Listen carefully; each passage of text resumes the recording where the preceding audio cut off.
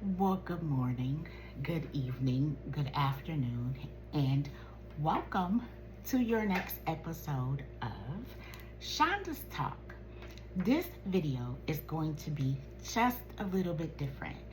And the reason why I say that is because the Lord gave me instructions that it's time for me to be a little vulnerable and a little transparent about my healing.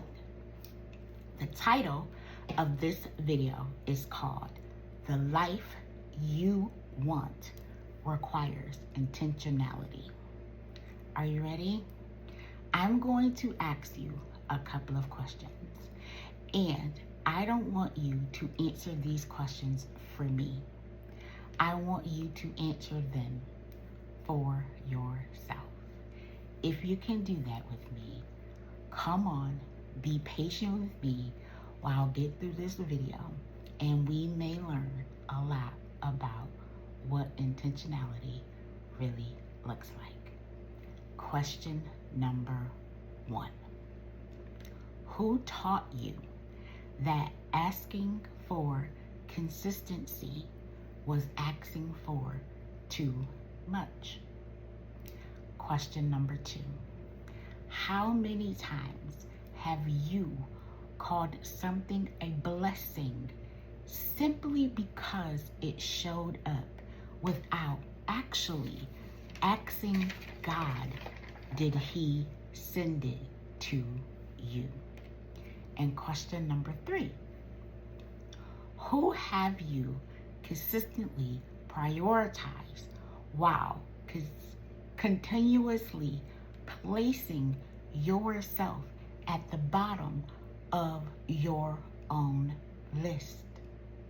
And the last question number 4. When did you stop believing your needs mattered? If these questions stirred up something in you, good. I did not ask these questions to shame you. I asked these questions to reveal something within you. So, let's talk about intentionality. While I was going through my healing journey, while in therapy, the Lord utilized my amazing therapist to ask me a question. The question was, Shonda, what and who have you been consistently prioritizing? When she asked me that question, I fired off. I said, my amazing man, my children, my family, my wonderful career, my purpose, everything and everyone that I loved is what I have been prioritizing. She didn't say anything. She just sat there. But after that session, the more I sat with that question and I went to the Lord about it, I realized the Lord wasn't asking me about everyone else. He was asking about Shonda.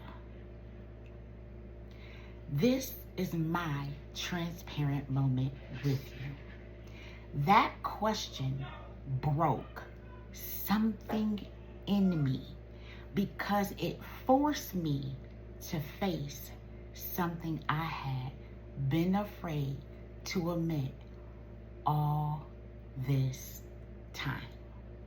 I have always been an amazing girlfriend, a wonderful mother, an amazing older sister, an awesome friend.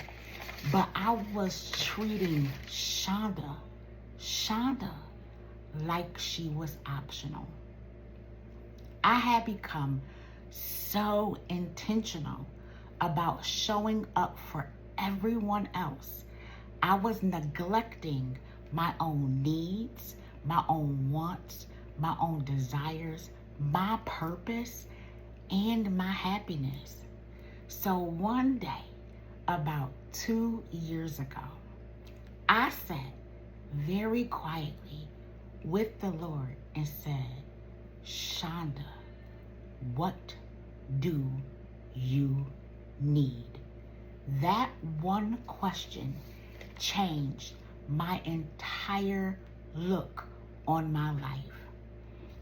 And it wasn't until I actually had that honest moment is when God showed up and showed me the first person he called me to steward was not my man, not my children, not my career, not my ministry. It was me. I can't steward them before I steward myself.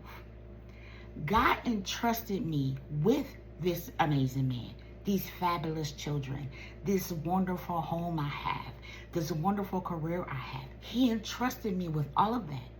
But before he entrusted me with that, he entrusted me with my own heart. He entrusted me with purpose, but he first entrusted me with my character. He entrusted me with serving others, but before that, he entrusted me with caring for the person he created me to be. So somewhere along the way, we all have been guilty of being intentional with everyone else's healing and peace and joy and happiness while abandoning our own. And we justify it by calling it love.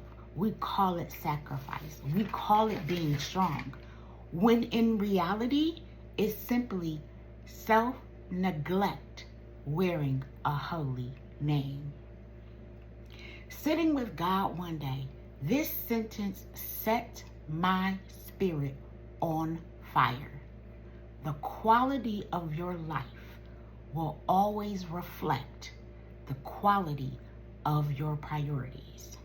That hit me like a ton of bricks because we protect what we prioritize. We nurture what we prioritize. We invest in what we prioritize. We sacrifice for what we prioritize. We make time for what we prioritize. So remember this, your priorities are always speaking, even when you are not. We don't wake up one day and decide, I'm just going to start accepting less than I deserve and that I have been praying to God for. You know, that happens very quietly. One compromise, one excuse, one ignored need, one unmet expectation, one disappointment, one red flag we are trying to turn green.